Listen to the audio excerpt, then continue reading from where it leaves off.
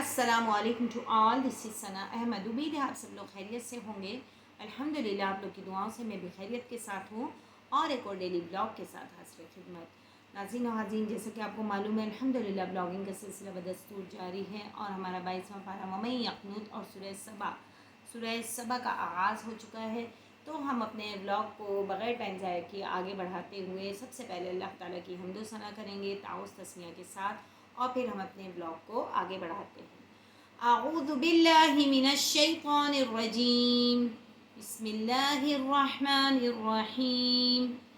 بے شک تمام تعریف اللہ تعالیٰ کے لیے ہے جو مالک سارے جہاں والوں کا، روزی جزا کا مالک۔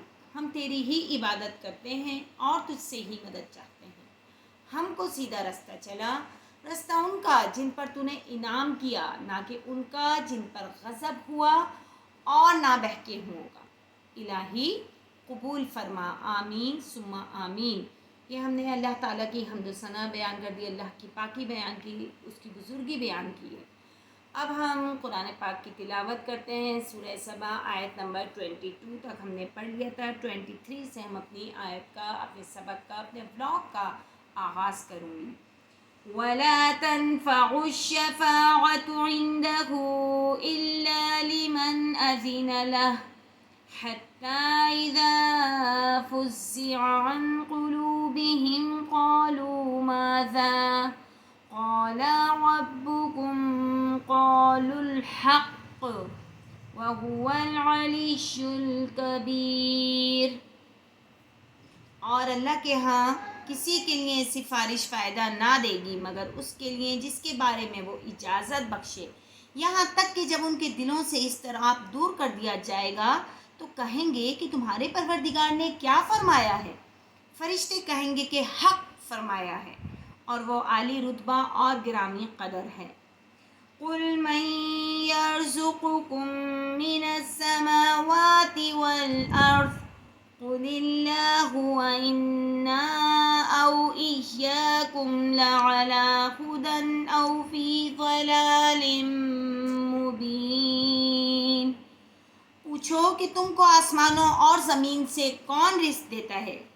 کہو کہ اللہ، اور ہم یا تم یا تو سیدھے رستے پر ہیں یا سرہی گمراہی میں۔ قُل لَّا تُسْأَلُونَ عَمَّا أَجْرَمْنَا وَلَا نُسْأَلُ عَمَّا تَعْمَلُونَ۔ کہہ دو کہ نہ ہمارے گناہوں کی تم سے پرسش ہوگی اور نہ تمہارے اعمال کی ہم سے پرسش ہوگی۔ قُلْ يَجْمَعُ بَيْنَنَا رَبُّنَا ثُمَّ يَفْتَحُ بَيْنَنَا بِالْحَقِّ وَهُوَ الْفَتَّاحُ الْعَلِيمُ۔ کہہ دو کہ ہمارا پروردگار ہم کو جمع کرے گا، پھر ہمارے درمیان انصاف کے ساتھ فیصلہ کر دے گا، اور وہ خوب فیصلہ کرنے والا اور صاحب علم ہے۔ قُلْ أَرُونِيَ الَّذِينَ أَلْحَقْتُم بِهِ شُرَكَاءَ كَلَّا بَلْ هُوَ اللَّهُ الْعَزِيزُ الْحَكِيمُ۔ کہو کہ مجھے وہ لوگ تو دکھاؤ جن کو تم نے شریک بنا کر اس کے ساتھ ملا رکھا ہے۔ کوئی نہیں بلکہ وہی اکیلا غالب اور حکمت والا ہے۔ وَمَا أَرْسَلْنَاكَ إِلَّا كَافَّةً لِّلنَّاسِ بَشِيرًا وَنَذِيرًا وَلَٰكِنَّ أَكْثَرَ النَّاسِ لَا يَعْلَمُونَ۔ اور اے محمد صلی اللہ علیہ وآلہ وسلم، ہم نے تم کو تمام لوگوں کے لیے خوشخبری سنانے والا اور ڈرانے والا بنا کر بھیجا ہے، لیکن اکثر لوگ نہیں جانتے۔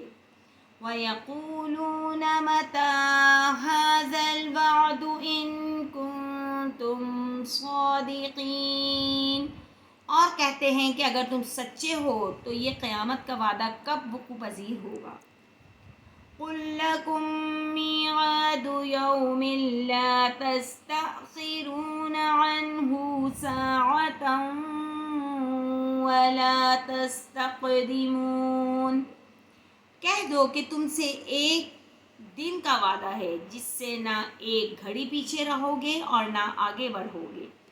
وقال الذين كفروا لن نؤمن بهذا القرآن ولا بالذي بين يديه ولو ترى إذ الظالمون موقوفون عند ربهم يرجع بعضهم إلى بعض القول يقول الذين استضعفوا للذين استكبروا لولا أنتم لكنا مؤمنين، اور جو کافر ہیں وہ کہتے ہیں کہ ہم نہ تو اس قرآن کو مانیں گے اور نہ ان کتابوں کو جو ان سے پہلے کی ہیں، اور کاش ان ظالموں کو تم اس وقت دیکھو جب یہ اپنے پروردگار کے سامنے کھڑے ہوں گے اور ایک دوسرے سے رد و قط کر رہے ہوں گے۔ جو لوگ کمزور سمجھے جاتے تھے وہ بڑے لوگوں سے کہیں گے کہ اگر تم نہ ہوتے تو ہم ضرور مومن ہو جاتے۔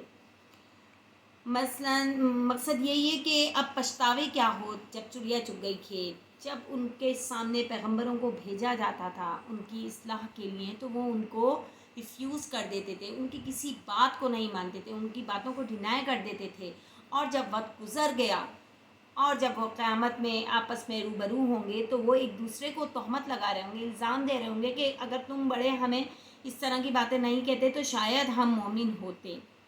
تو اس وقت گزر چکا ہوگا، جو گیا وقت دوبارہ ہاتھ نہیں آتا، جیسا کہ یہ کہاوت بھی مشہور ہے۔ تو ابھی جو وقت گزر رہا ہے اس کو اچھے سے گزار لیں تاکہ وہ وقت گزرا ہوا اچھا وقت کل ہمارے کام آ سکے۔ قال الذين استكبروا للذين استضعفوا أنحن صددناكم عن الهدى بعد إذ جاءكم بل كنتم مجرمين، بڑے لوگ کمزوروں سے کہیں گے کہ بھلا ہم نے تم کو ہدایت سے جب وہ تمہارے پاس آ چکی تھی روکا تھا؟ نہیں، بلکہ تم ہی گناہ گار تھے۔ اب کیا ہوگا، وہ ایک دوسرے کو الزام تراشی لگا رہے ہوں گے کہ بھائی تم نے ہمیں نہیں روکا یا تم نے ہمیں روک دیا، ہم نیکی کی جانب گامزن تھے۔ تو یہ الزام تراشی اس وقت بے معنی ہوگی، اس وقت کوئی کسی کا ساتھ نہیں دے گا اور اپنا ہی کیا ہوا اپنے آگے آ رہا ہوگا۔ تو اللہ تعالیٰ سے دعا ہے کہ اللہ تعالیٰ ہمیں مومن بندوں میں، اپنے مومن بندوں میں ہمارا شمار کرے اور ہمیں نیکی کی جانب گامزن فرمائے اور ہم سے برائی کو دور کر دے۔ آمین ثم آمین۔ انشاءاللہ تعالیٰ کل ایک اور نئے بلاگ کے ساتھ، ایک اور نئی جو ہے باتوں کے ساتھ دوبارہ حاضر خدمت ہوں گی۔